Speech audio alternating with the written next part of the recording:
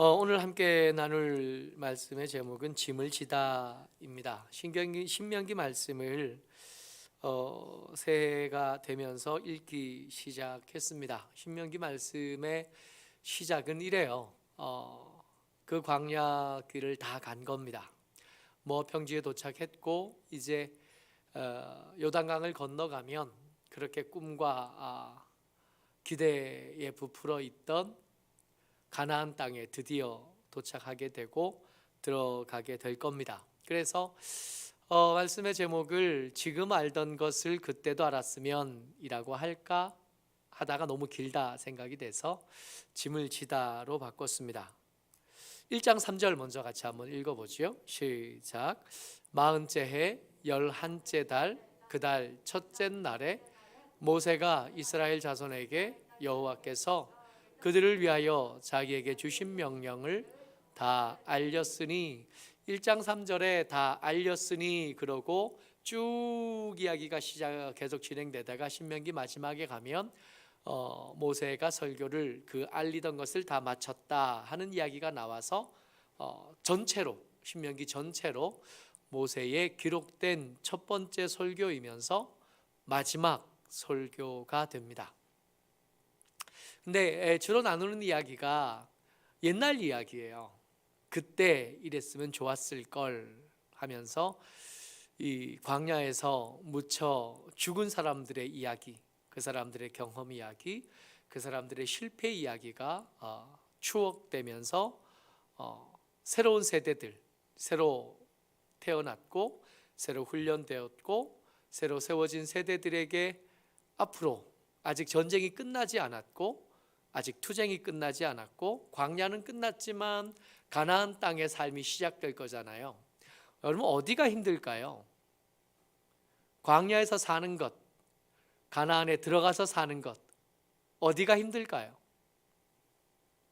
우리가 흔히 장례식장에 가면 요단강 건너가면 천국에 도착하는 노래들을 부르면서 요단강을 천국의 시작으로 보지만 사실은 그렇지는 않잖아요. 요단강을 건너가면 여리고성이 도사리고 있는, 여리고성을 넘으면 아이성이 기다리고 있고 전쟁에 놀란 연합군들이 그 산지 위에서 기다리고 있잖아요. 광야가 힘들까요? 광야를 지난 다음에 가나안 땅이 힘들까요? 예수 믿고 교회 안에 들어오는 게 힘들까요? 예수 믿고 난 다음에 믿음을 유지하는 게 힘들까요? 우리가 어디서 실패하죠?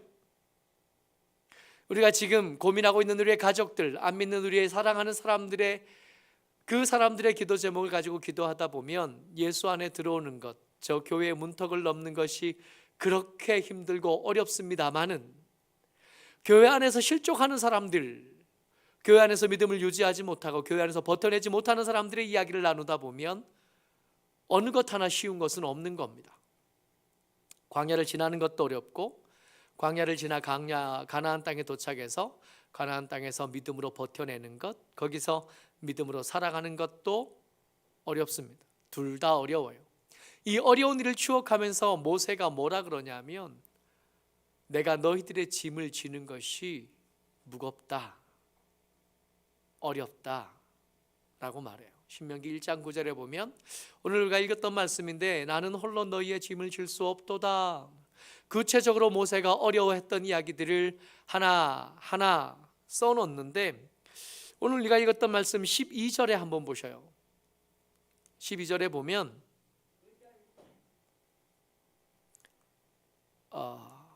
제가 이걸 안 써놨나 보다, 그죠?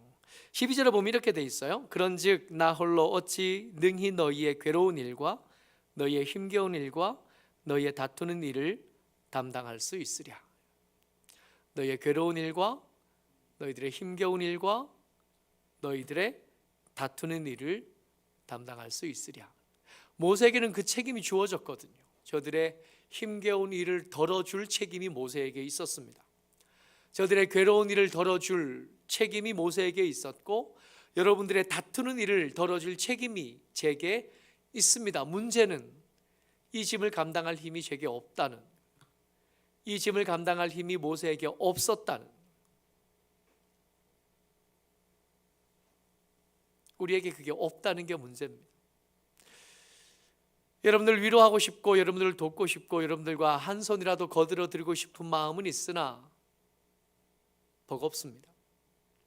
사실은 버겁기만 한 게 아니라 가끔씩 드는 생각에 무슨 도움이 되나 하는 생각을 합니다.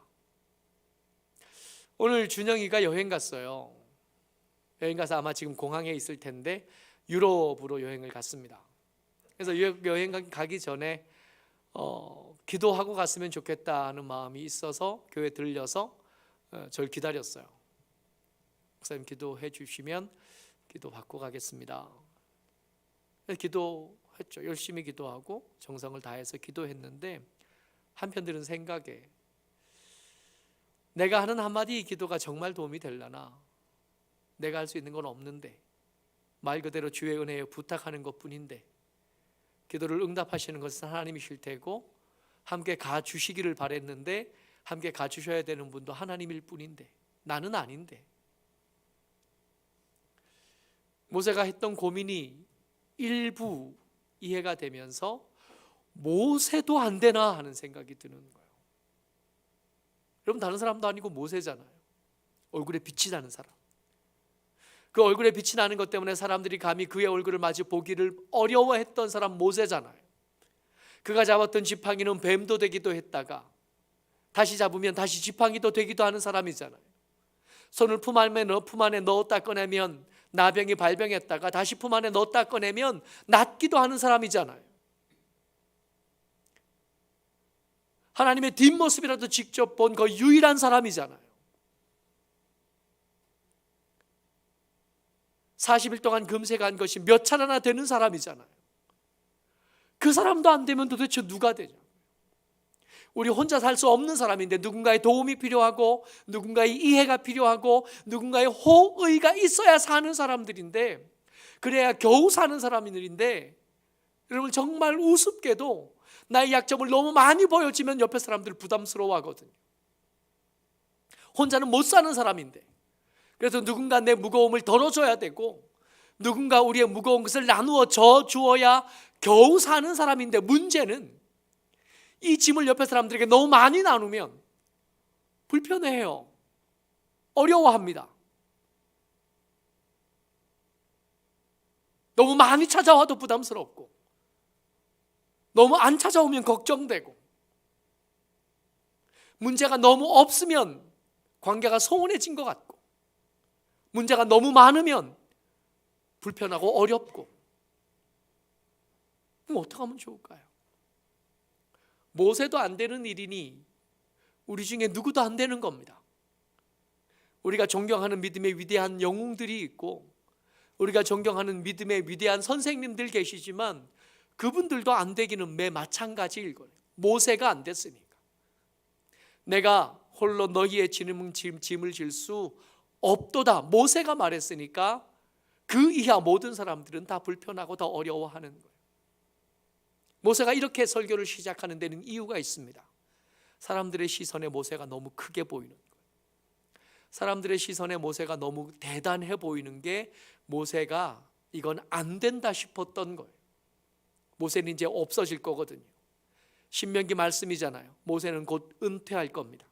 모세는 이 설교를 끝내고 난 다음에 그들과 더 이상 한 걸음도 더 가지 않을 겁니다. 남을 거고 백성들만 가야 돼요. 그들에게 위대한 선생님이고 원로이고 최고의 리더였지만 그 모세는 이제 그들과 더 이상 함께 있지 않을 겁니다.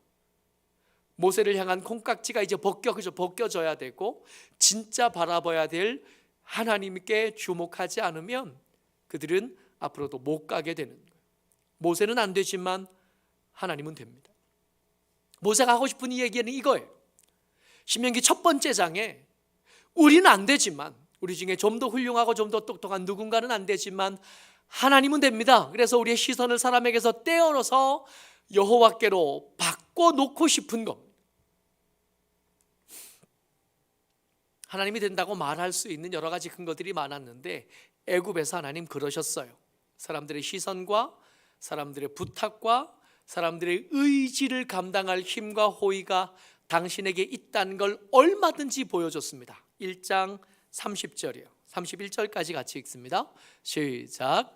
너희보다 먼저 가시는 너희의 하나님 여호와께서 애굽에서 너희를 위하여 너희 목전에서 모든 일을 행하신 것 같이 이제도 너희를 위하여 싸우실 것이며, 여기서 잠깐이요. 애굽에서 하나님 그러셨다는 겁니다. 내가 아니라 하나님을 봐야 되는 이유가, 추억해봐라, 내가 너희들에게 뭔가 해준 것 같지만 사실은 그 지팡이를 뱀으로 바꾼 것은 내가 아니라 여호와 하나님이시다.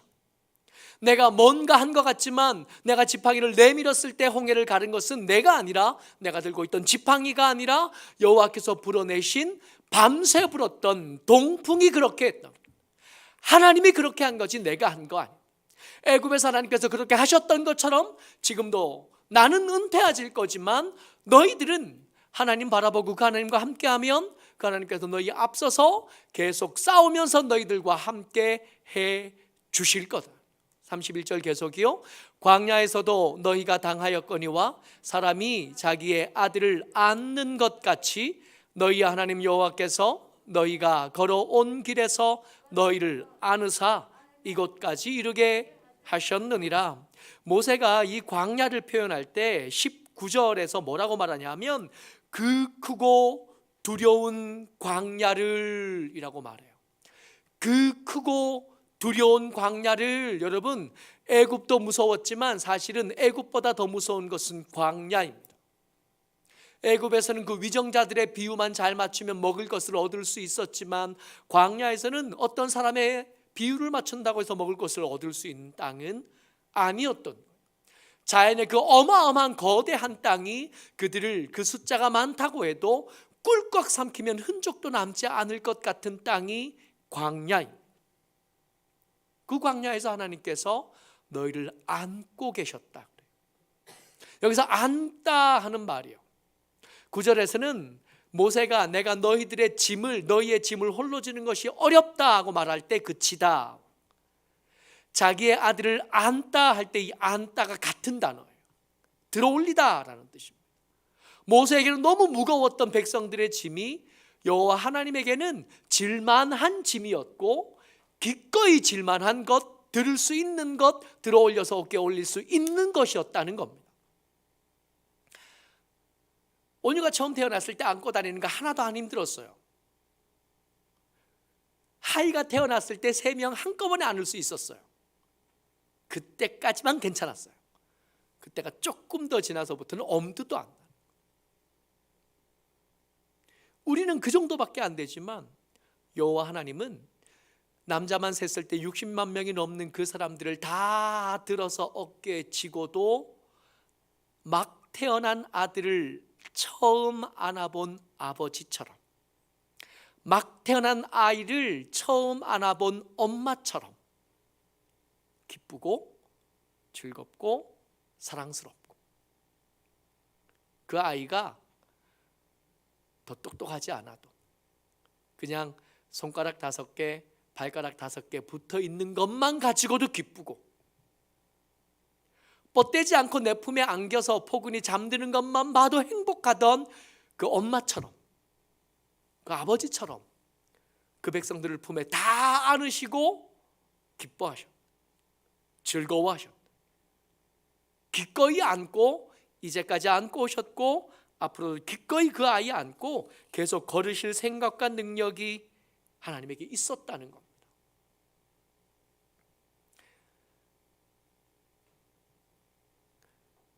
문제는 따로 있었어요. 이스라엘 백성들이 경험했던 많은 문제들, 그들에게 보호자가 없었던 것도 아니고 그들과 함께 하신 하나님의 능력이 부족했던 것도 아닙니다. 정말 문제는 따로 있었어요. 1장 27절 말씀입니다. 28절까지 같이 읽죠. 시작. 장막 중에서 원망하여 이르기를 여호와께서 우리를 미워하심으로 아모리 족속의 손에 넘겨 멸하시려고 우리를 애굽 땅에서 인도하여 내셨도다. 우리가 어디로 가랴? 우리의 형제들이 우리를 낙심하게 하여 말하기를 그 백성은 우리보다 장대하며 그 성읍들은 크고 성곽은 하늘에 닿았으며 우리가 또 거기서 아낙 자손을 보았노라 하는도다 하기로. 여러분들, 이스라엘 백성들이 그 여호와께서 안아주시는 그 품에서 걸어서 어디까지 왔냐 하면 가데스 바네아까지 갔습니다. 거기서 정탐꾼을 보내서 우리가 들어가서 싸워야 될 그 땅, 가나안 땅의 실체를 보고 왔어요. 뭘 보고 왔냐면 거기에 성벽이 높더라는 겁니다. 근데 한번 생각해 보자고요. 이 변방에 작은 나라들이 모여있는 그 아모리 족속의 성벽이 높을까요? 3,000년 넘게 세계를 다스리고 있던 애굽의 성벽이 높을까요? 여리고성이 대단하다는 걸 우리가 압니다. 여리고성이 아무리 대단해봐야 아브라함이 애굽 갈 때 이집트에 우리가 가면 보는 그 피라미드가 진짜로 그때 도 이미 만들어진 지 1000년쯤 지난 피라미드를 아브라함이 봤거든요. 나폴레옹이 이 이집트에 갈 때만 해도요, 이 피라미드가 미끄럼틀을 타도 될 만큼 맨들맨들한 걸로 이렇게 되어 있었대요. 지금처럼 거칠거칠하잖아요. 계단처럼 이렇게 되어 있고. 그건 나중에 그렇게 된 거고, 처음에 지을 때 이때는 맨들맨들한 미끄럼틀을 타도 될 만큼 이렇게 정말로 피라미드 모양처럼 그렇게 되어 있었대요. 이집트가 전쟁에서 지고 나서 이 성이 다시 지어야 돼서 피라미드 한 겹을 벗겨가지고 도시 하나를 지었답니다. 여리고가 크고 높다고요? 여리고를 봤던 이 정탐꾼들은 어릴 때 뭘 보고 자랐냐 하면 피라미드를 보고 자란 사람. 성이 높은 게 문제였다고요? 안악조선이 크고 대단한 것은 맞지만 여러분, 여호와께서 그들을 품에 안고 여기까지 오신 분입니다. 정말 문제는 안악조선일까요? 정말 문제는 성벽의 두꺼움일까요? 그 어마어마한 건축은 이미 애굽에서 충분히 봐오지 않았나요? 진짜 문제는 그게 아닌 거예요. 1장 32절에 보면 이 일에 너희가 너희의 하나님 여호와를 믿지 아니하였도다. 하나님이 안 믿어지기 시작한 겁니다. 하나님을 믿을 수 없다 하고 생각하기 시작한 것. 문제는 따로 있어요. 낙심하게 하는 말과 그 말에 속아서 낙심하는 마음이 문제지 상황은 하나도 바뀐 게 없어요. 애굽을 이기게 하신 하나님, 그 크고 두려운 광야를 무사히 지나게 하신 하나님께서 이 변방의 몇몇 작은 나라들에게서 기죽을 일은 사실은 없는 겁니다. 다만 낙심하게 하는 말이 문제고 그 말에 솔깃해서 무너진 마음이 문제였던 거예요. 여호와가 우리를 미워하신다고 생각하는 그 오해가 문제고 하나님을 믿을 수 없다고 생각하는 그 생각들이 문제예요. 진짜 문제는 따로 있었다. 여러분, 2024년이라고 해서 2023년과 뭐가 어떻게 특별히 다를까요? 우리가 맞이할 세상들과 우리가 지나온 세상들과 뭐가 그리 특별히 다를까요? 그게 그걸 겁니다. 해 아래 새 것 하나도 없었어요. 우리가 지나왔던 수많은 아픈 세월들과 다가올 세월들이 저울에 올리면 그냥 그럴 거예요. 안 힘들 거란 얘기가 아니라 예전에 힘들었던 것처럼 앞으로도 여전히 그럴 거라는 겁니다. 돌아보니까 그 힘든 세월을 지날 때 하나님께 가까이 있었던 때와 멀리 있었던 때가 달랐던 것처럼 앞으로도 그럴 겁니다. 하나님께 가까이 있을 거냐, 하나님께로부터 멀어져 있을 거냐가 다른 시간들을 만들어낼 겁니다. 하나님의 마음은 여전히 변하지 않으셔서 우리를 안고 기뻐하실 텐데 그 안겨있는 우리가 더 이상 하나님의 품을 실증내고 하나님의 품을 거절하고, 하나님 이제 나도 클 만큼 컸으니까 혼자 어떻게 좀 해볼게요, 그리고 혼자 멀리 가는 거. 어쩌록 좋아요. 여러분들, 2024년이 이렇게 시작했습니다. 이 한 해가 낙심하게 하는 말들로부터 귀를 지키고 낙심하려는 마음을 잘 붙잡아서 여전히 하나님 편에 머물고 믿음을 지켜내는 하나님의 복된 사람들 다 되시기를 주의 이름으로 축복합니다. 아멘.